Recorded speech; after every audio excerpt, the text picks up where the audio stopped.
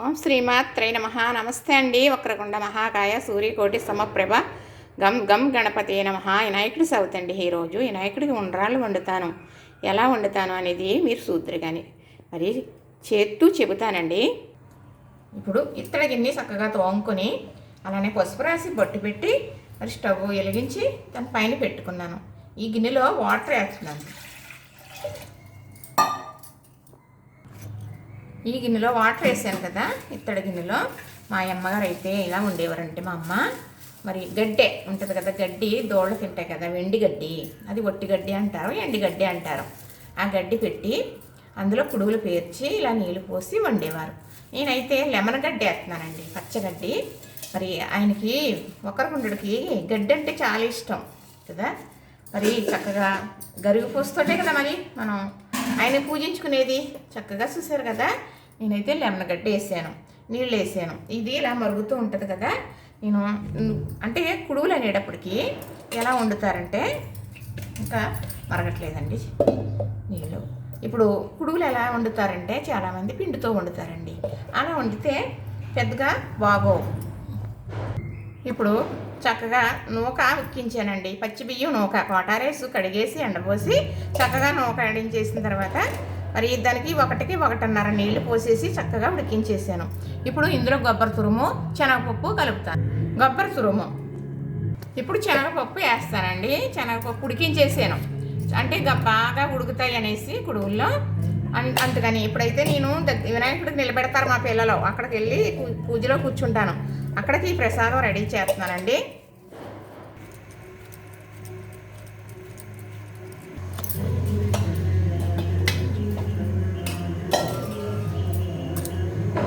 ఇలాగా కుడుగులు వేసుకొస్తూ ఉన్నానండి. కొద్దిగా వేసినవి ఒక ఉడుకు వచ్చినాయి అనుకోండి, అప్పుడు మళ్ళీ వేయాలన్నమాట. అలాగా వేస్తూ ఉన్నాను. కుడుగు అనేది ఇంత చెక్కి చెదరదండి, మనం వేసిన నీళ్లు తెల్లగానే ఉంటాయి. అమ్మ అయితే అలా వండేవారు, ఒట్టుగడ్డలో పెట్టి వండేవారు. తర్వాత మామూలుగా ఎసరు పెట్టి కూడా వండేవారు. నేనైతే లెమన్ గడ్డ ఉంది కదా మనకని చెప్పి లెమన్ గడ్డ వేసి ఉడికిస్తున్నానండి. మంచి ఫ్లేవర్ ఉంటుంది కదా. దేవుడికి పెట్టే ప్రసాదాలు సువాసన ఉండటం వల్ల చాలా మంచిదని పెద్దలు గురువర్యులు చెప్పారండి. మనం పరమాన్నం చేసినప్పటికీ కూడా దాంట్లో మనం ఏమేస్తాము, ఇలాచీ పొడి వేస్తూ ఉంటాం కదా, సువాసనగా ఉండాలంట. మరి పరమాన్నం కూడా బాస్మతి రైస్తో వండి మరి ప్రసాదంగా పెడితే చాలా మంచిదని కూడా ఒక గురువర్యులు చెప్పారు. అప్పటి నుంచి నేను బాస్మతి రైస్తో కూడా మరి మహాలక్ష్మికి నేను పరమాన్నం చేస్తూ ఉంటాను. ఏదైనా దేవుడికి సుగంధ పరిమళం వచ్చేవి మరి ప్రసాదం కానీ మరి మనం అలంకరించే పువ్వులు కానీ అలా పెట్టడం వల్ల మంచి అక్కడ ఒక దైవం అనేది మనకి చాలా ఒక గుడిలో ఉన్న అనుభూతి కలుగుతుందని మరి నేను అనుకుంటానండి. నిజంగా మా రూమ్ అలానే వస్తుంది. దేవుడు పూజించుకునే రూము చాలా. మరి ఎవరన్నా వస్తే ఏంటండి ఇప్పుడే పూజ అయిందా అని అడుగుతారు. మనం వేసే మరి సాంబ్రాణి పొగ కానీ, వెలిగించే అగరబత్తీలు కానీ, మరి పెట్టే పువ్వులు కానీ, ఎక్కడైనా చెంపంగా పువ్వులు అనేది లభిస్తే మాత్రం తప్పకుండా ఎలాగోలాగని కోసేసి పట్టుకొచ్చి అమ్మవారికి పెడతాను. మల్లెపువ్వు ఎక్కడైనా దొరికితే తెచ్చి అమ్మవారికి పెడతాను. ఎందుకంటే మనం పెట్టుకుంటే అటు ఇటు పడిపోతుంది. అదే అమ్మవారికి కనుక నివేదించామనుకోండి, ఆ నివేదన అదే ఒక పుష్పమా ప్రసాదమా, అప్పుడు మనం మళ్ళా పూజ దగ్గరికి వెళ్ళేటప్పటికి ఆ స్మెల్ అనేది గుప్పమని వస్తుంది. ఆ రూమ్ అంతా కూడా మరి స్ప్రెడ్ అయ్యి ఎన్ని రోజులు మంచి సుగంధంగా ఉంటుందని మరి నా అభిప్రాయం అండి. నేనైతే అలా చేసుకుంటాను. మిమ్మల్ని అందరినీ అలానే చేయమని చెప్పట్లేదండి. ఇవి అయితే ఎందుకు వండుతున్నానంటే ఇప్పుడు ఇంట్లో నేను గణపతి పూజకి అన్నీ రెడీ సిద్ధం చేసేసుకున్నాను. మా వారైతే కనగ పువ్వులు మరి మట్టి వినాయకుడిని తీసుకురావడానికి వెళ్ళారు. మాకు 2 పూజలండి. మా వారు షాపులో చేసుకుంటారు, ఆయన చేసే షాపులోని. మరి ఇంట్లో నేను ఇక్కడ చేసుకుంటాను, పిల్లల్ని పెట్టుకుని చేసుకునేదాన్ని. ఇప్పుడు పిల్లలు మరి ఎవరిళ్ళకి వాళ్ళు వెళ్ళిపోయారు కాబట్టి నేను ఇంట్లో చేసుకునేలా అన్నీ చౌకొచ్చేసి పాలు వెళ్ళి కట్టేసి ఇచ్చేసి ఆయన వెళ్తారన్నమాట. వెళ్ళి అక్కడికి నేను ఈ ప్రసాదాలతో సహా అన్నీ సర్దిచ్చేస్తానండి.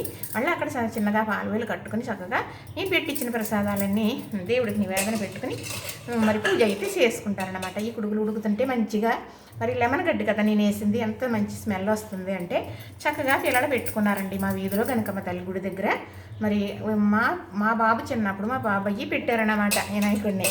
అప్పటి నుంచి మానకుండా అందరూ కూడా చక్కగా పిల్లలు ఒకరికి ఆ తరం తర్వాత మళ్ళీ చిన్నపిల్లలు అలా పెడితే ఈ సంవత్సరం ఇంకొంచెం ఎక్కువ సంవత్సరం అభివృద్ధి అవుతుంది అనుకోండి. కొంచెం నేనైతే శ్రద్ధ తీసుకుంటూ ఉంటాను. కొంచెం ప్రసాదాలని ఇలాగా ఏం చేస్తున్నారా పిల్లలని, మరి దేవుడిని ఎత్తే రోజు కానీ లడ్డూ పాటప్పుడు కానీ కొంచెం పిల్లలు కదా అని పెద్దవాళ్ళుగా సాయంగా ఉండటం జరుగుతుంది. నేనైతే పాటకు రమ్మన్నారు, నేనైతే వెళ్ళడం అవ్వలేదు, ఊరు వెళ్ళాను. వచ్చిన తర్వాత మీరే తీసేసుకోవాలి లడ్డు అని తీసుకొచ్చేసారండి ఇంటికి. ఆరతి ఇచ్చి ఇంట్లోకి ఆహ్వానించాను. చక్కగా పూజగా మందిరంలో పెట్టుకున్నాను. చక్కగా మరి ఊరంతా పంచిపెట్టడం, చుట్టాలకు కూడా పంచిపెట్టడం జరిగిందండి. హైదరాబాద్లో మా పాప ఇంటికని వెళ్తే అక్కడ కూడా దేవుడి భోజనాలు జరుగుతుంటే అక్కడ కూడా ఈ ప్యాకెట్లు పట్టుకెళ్ళి ప్రసాదం వాళ్ళందరికీ ఇవ్వడం కూడా జరిగిందనమాట. ఎందుకంటే ఎవరికి ప్రాప్తితో తెలియదండి. ఆ ప్రసాదం నోట్లో వేసుకుందులోకి మంచి మంచి ఆలోచనలు వస్తాయంట, గొప్ప గొప్ప పనులు కూడా అవుతాయంట. ఇలాంటివి అన్నీ గురువులు చెబితే విన్నవే నేను చెబుతానే తప్ప నాకు నేనుగా చెప్పేవి ఏమీ కాదండి. ఇప్పుడు ఈ గురువులు ఉండే విషయం అయితే చెప్పాలి మీకు నేను.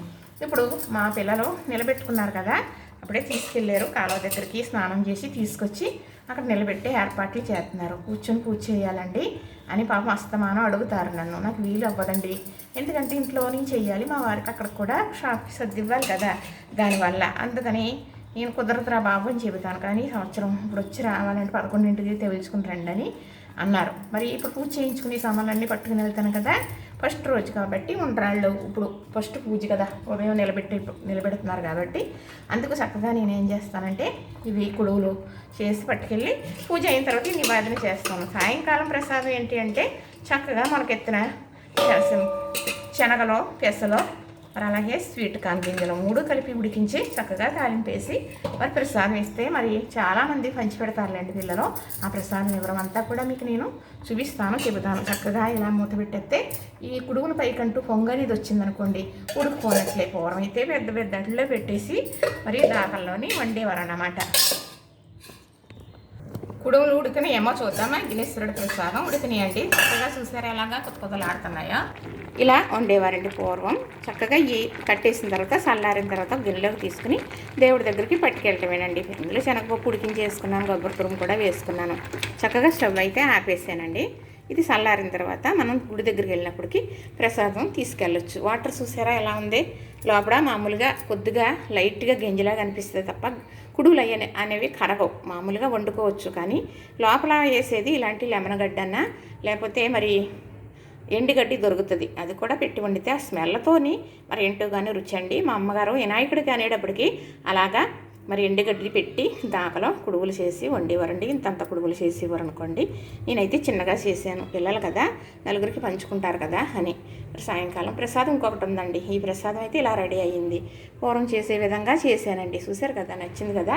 ఇంతేనండి, చక్కగా పరమాన్నం అయితే రెడీ అవుతుంది. మళ్ళీ మీకు వీడియో తీసి పెడతాను.